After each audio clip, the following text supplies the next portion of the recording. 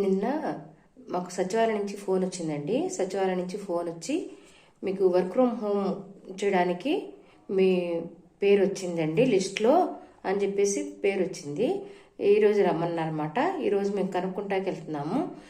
ఈ మన ముఖ్యమంత్రి చంద్రబాబు నాయుడు గారు మన రాష్ట్రాన్ని అభివృద్ధి పదంలో నడిపించడానికి చేసేటువంటి కృషిలో భాగంగా ఈ వర్క్ ఫ్రమ్ హోమ్ అనేది చాలా మంచి కాన్సెప్ట్ అండి.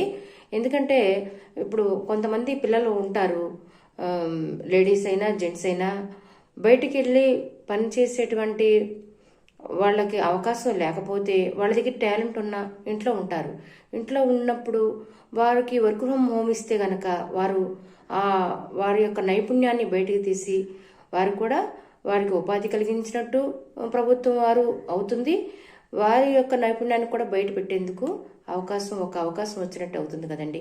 ఇది అందరికీ కూడా ఎంతో ఆనందించదగినటువంటి విషయం అన్నమాట. ఈ అవకాశాన్ని ఇలా అర్హులైన అందరికీ రావాలని కోరుకుంటున్నాను. అసలు వచ్చింది మీకు ఓటీపీ కూడా చెప్పండి అని చెప్పేసి అన్నారు. అంటే మరి అది ఇంకా కన్ఫర్మ్ కాలేదండి. ఇంకా నాకేమో ఓటీపీ ఏమి రాలేదు. అది ఇంత విషయం వెళ్ళి కనుక్కొద్దామని చెప్పేసి నేను వెళ్తున్నాను అనమాట. ఇది ఎట్లయినా సరే ఎంతోమందికి ఇది జీవనోపాధికి చాలా దోహదపడుతుందండి. ఎవరైనా మీ కూడా పేర్లు కనుక వస్తే వెళ్ళి విషయం ఏంటో కనుక్కోండి. మీ పేరుని వాళ్ళు నమోదు చేసుకుంటారు. తర్వాత ఓటీపీ నెంబర్ వస్తే చెప్పమంటారు. అప్పుడు మీకు ఏం వర్క్ ఇస్తారనేది ఇంతవరకు కన్ఫామ్గా తెలియదండి.